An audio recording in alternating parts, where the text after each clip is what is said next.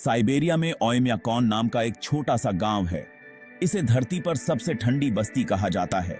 यहाँ तापमान -70 degree Celsius तक गिर सकता है, यानी -90 डिग्री फ़ारेनहाइट। जरा सोचो, इतनी ठंड, यहाँ के लोग कैसे रहते होंगे। ओयम्याकॉन साखा गणराज्य में स्थित है। यह क्षेत्र बहुत बड़ा है और यहाँ की प्राकृतिक सुंदरता अद्वितीय है। यहाँ का मौसम बहुत ही खराब होता है। बर्फीले तूफान और भारी बर्फबारी आम बात है। यहाँ सर्दियां लंबी और कठोर होती हैं। लोग महीनों तक बर्फ में घिरे रहते हैं। गर्मियां छोटी और हल्की होती हैं। कुछ ही हफ्तों के लिए मौसम थोड़ा गर्म होता है। यह गांव बहुत दूर है। यहाँ की आबादी भी बहुत कम है। यहाँ पहुंचना बहुत मुश्किल है। सड़कों पर बर्फ की मोटी परतें होती हैं। केवल बहुत ही हिम्मती लोग ही यहाँ आने की हिम्मत करते हैं। जैसे अब से सिख और साहसिक यात्रियों के लिए एक चुनौती है, लेकिन ओयम्याकॉन के लोग भी बहुत साहसी हैं। वे इस कठिन परिस्थिति में भी जीने का तरीका ढूंढ लेते हैं। उन्होंने इस बर्फीले इलाके में रहना सीख लिया है। उनकी जीवन शैली और संस्कृति इस ठंडे वातावरण के अनुकूल है।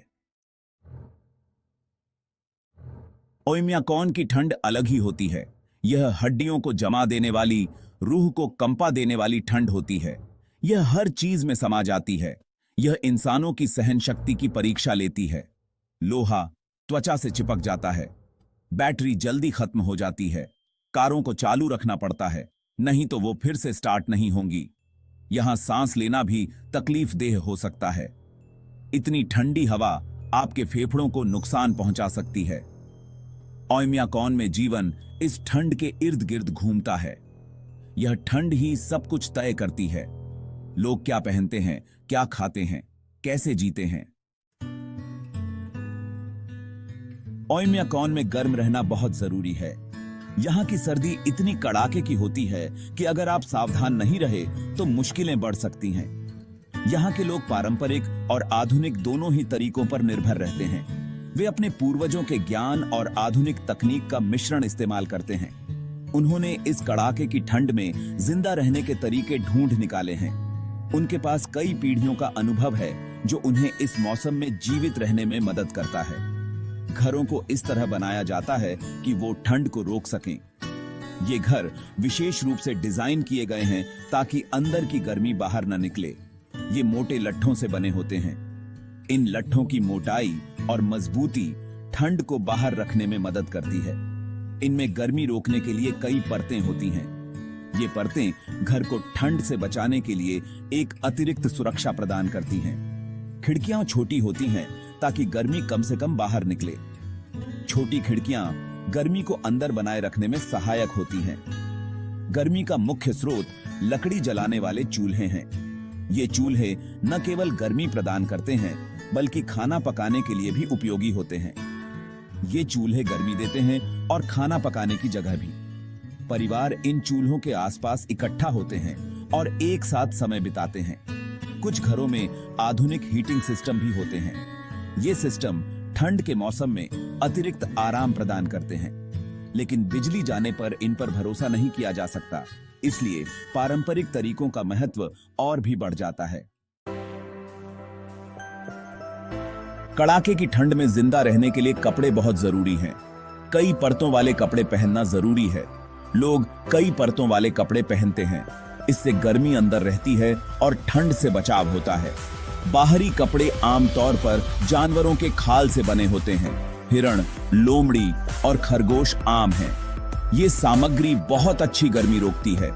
ये प्राकृतिक रूप से पानी को भी रोकते हैं। जूते भी उतने ही महत्वपूर्ण हैं। वेलेंकी नामक मोटे जूते लोकप्रिय हैं। ये पैरों को गर्म और सूखा रखते हैं, चाहे ठंड कितनी भी क्यों ना हो। ओयम्याकॉन में खाना पौष्टिक और ज्यादा कैलोरी वाला होता है। यह ऊर्जा प्रदान करने के लिए जरूरी है, खासकर ठंड में। मांस यहाँ का मुख्य भोजन है। यह प्रोटीन और चर्बी का मुख्य स्रोत है। हिरण, घोड़ा और मछली आम मांस हैं। इन्हें अक्सर कच्चा, जमा हुआ या उबाल कर खाया जाता है। स्ट्रोगैनिन यहाँ की एक खास डिश है। यह जमी हुई मछली के पतले टुकड़े होते हैं, जिन्हें नमक और काली मिर्च के साथ खाया जाता है। डेयरी उत्पाद भी महत्वपूर्ण हैं। दूध, मक्खन और पनीर नियमित रूप से खाए जाते हैं। ये जरूरी पोषक तत्व प्रदान करते हैं और भोजन में विविधता लाते हैं। कठिन परिस्थितियों के बावजूद ओयम्याकॉन के लोग बहुत मजबूत और साहसी हैं। वे अपने दैनिक जीवन में अद्वितीय धैर्य और सहनशीलता का प्रदर्शन करते हैं। उन्होंने अनोखी परंपराओं और सांस्कृतिक प्रथाओं को अपनाया है जो पीढ़ियों से चली आ रही हैं। ये परंपराएं उन्हें ठंड से निपटने और समुदाय की भावना को बढ़ावा देने में मदद करती हैं। ये परंपराएं उनके जीवन का अभिन्न हिस्सा बन चुकी हैं। एक परंपरा है ठंड का त्योहार, जो हर साल बड़े धूमधाम से मनाया जाता है। यह ठंड का एक वार्षिक उत्सव है जिसमें बर्फ की मूर्तियां बनाई जाती हैं, जो कला और रचनात्मकता का प्रतीक हैं। हिरणों की दौड़ भी इस उत्सव का एक महत्वपूर्ण हिस्सा है, जो रोमांच और परंपरा को जीवित रखती है। और पारंपरिक संगीत और नृत्य शामिल हैं, जो उनकी सांस्कृतिक धरोहर को संजोए रखते हैं। एक और परंपरा है बान्या का उपयोग, जो सर्दियों में विशेष रूप से महत्वपूर्ण है। ये पारंपरिक रूसी सौना है, जो न केवल गर्मी और आराम प्रदान करते हैं, बल्कि सामाजिक मेलजोल का भी केंद्र हैं। ये गर्मी और आराम प्रदान करते हैं और साथ ही मिलने जुलने की जगह भी है, जहां लोग एक दूसरे से मिलते हैं और कहानियां साझा करते हैं। ओयम्याकॉन के लोग इंसानी धीरज और साहस का एक उदाहरण हैं। वे हर दिन कठिन